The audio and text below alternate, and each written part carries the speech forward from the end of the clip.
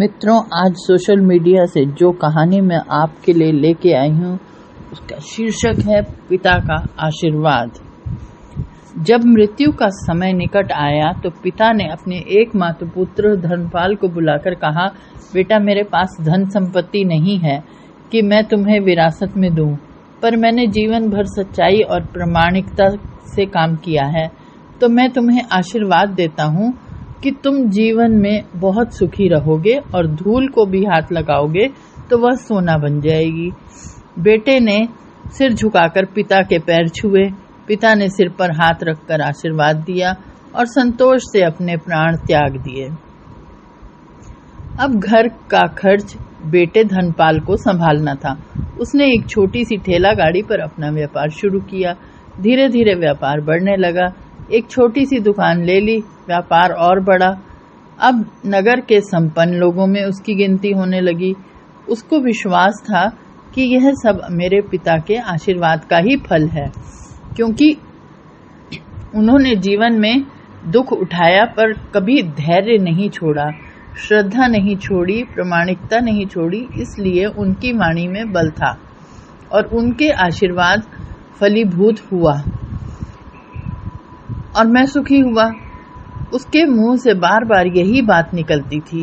एक दिन एक मित्र ने पूछा, तुम्हारे पिता में इतना बल था तो वह स्वयं संपन्न क्यों नहीं हुए, सुखी क्यों नहीं हुए? धर्मपाल ने कहा, मैं पिता की ताकत की बात नहीं कर रहा हूँ, मैं उनके आशीर्वाद के ताकत की बात कर रहा हूँ।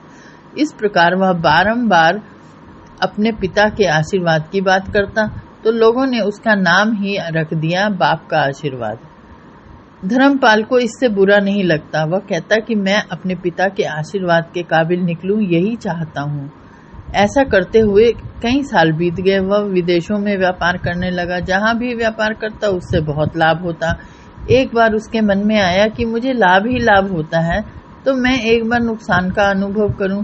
तो उसने अपने एक मित्र से पूछा कि ऐसा व्यापार बताओ जिसमें मुझे नुकसान हो। मित्र को लगा कि इसको अपनी सफलता का और पैसे का घमंड आ गया है।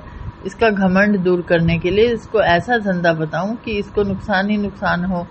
तो उसने उसको बताया कि तुम भारत में लौंग खरीदो और जहाज में भर के अफ्रीका के जंजीबार में जाकर बेचो। धर्मपाल को यह बात पता थी कि जंजीबार तो लौंग का देश है, वहां से लौंग भारत में लाते हैं और यहाँ 10 से 12 गुना भाव पर बेचते हैं। भारत में खरीद कर जंजीबार में बेचे तो साफ नुकसान सामने दिख रहा है, परंतु धर्मपाल ने तय किया कि मैं भारत में लौंग खरीद कर जंजीबार खुद लेकर जाऊंगा, देखूं कि पिता के आशीर्वाद कितना साथ देते हैं।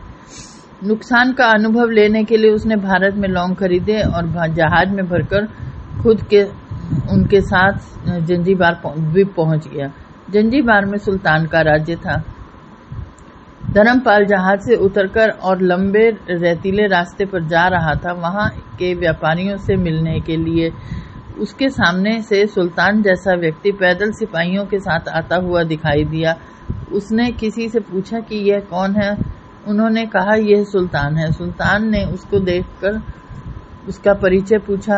उसने कहा, मैं भारत के गुजरात के खंभात का व्यापारी हूँ और यहाँ पर व्यापार करने आया हूँ। सुल्तान ने उसको व्यापारी समझकर उसका आदर किया और उससे बात करने लगा। धर्मपाल ने देखा कि सुल्तान के साथ सैकड़ों सिपाही हैं, परंतु उनके हाथ में तलवार, बंदूक आदि कुछ भी ना होकर बड़ी बड़ी छलनियां हैं। उसको आश्चर्य हुआ। उसने विनम्रता पूर्वक सुल्तान से पूछा, आपके सैनिक इतनी छलनी लेकर क्यों जा रहे हैं? सुल्तान ने हंसकर कहा, बात यह है कि आज सवेरे मैं समुद्र तट पर घूमने आया था, तब मेरी उंगली में से एक अंगूठी यहाँ कहीं गिर गई है। पता नहीं कहाँ गिरी है, इसलिए मैं सैनिकों को साथ लेकर आया हूँ। यह रेत छानकर मेरी अंगूठी उसमें से तलाश लेंगे। धर्मपाल ने कहा, अंगूठी बहुत महंगी होगी। सुल्तान ने कहा, नहीं, उससे बहुत अधिक कीमती अंगूठियां मेरे पास हैं, पर वह अंगूठी एक फकीर का आशीर्वाद है। मैं मानता हूँ कि मेरी सल्तनत इतनी मजबूत और सुखी उस फकीर के आशीर्वाद से है, इसलिए मैंने उस अंगूठी का मूल्य सल्तनत से भी ज्यादा है। इतना कहकर कि सुल्तान फिर बोले, सेठ इस बार आप क्या माल लेकर आए हो? धर्मपाल ने कहा कि लौंग। सुल्तान ने आश्चर्य से उसे देखा। उसके आश्चर्य का ठिकाना नहीं था। यह तो लौंग का ही देश है सेठ, यहाँ लौंग बेचने आए हो? किसने दी आपको यह सलाह? जरूर वह कोई आपका दुश्मन होगा। यहाँ तो 1 पैसे में मुट्ठी भर लौंग मिलते हैं, यहाँ लौंग को कौन खरीदेगा? और तुम क्या कमाओगे? धर्मपाल ने कहा, मुझे यही देखना है कि यहाँ भी मुनाफा होता है या नहीं। मेरे पिता के आशीर्वाद से आज तक मैंने जो धंधा किया उसमें मुनाफा ही मुनाफा हुआ, तो अब मैं यह देखना चाहता हूँ कि उनके आशीर्वाद यहाँ फलता है कि नहीं। सुल्तान ने पूछा, पिता का आशीर्वाद, इसका क्या मतलब? धर्मपाल ने कहा, मेरे पिता सारे जीवन ईमानदारी और प्रामाणिकता से काम करते रहे, परंतु धन नहीं कमा सके। उन्होंने मरते समय मुझे भगवान का नाम लेकर मेरे सिर पर हाथ रखकर आशीर्वाद दिया था कि तेरे हाथ में धूल भी सोना बन जाएगी।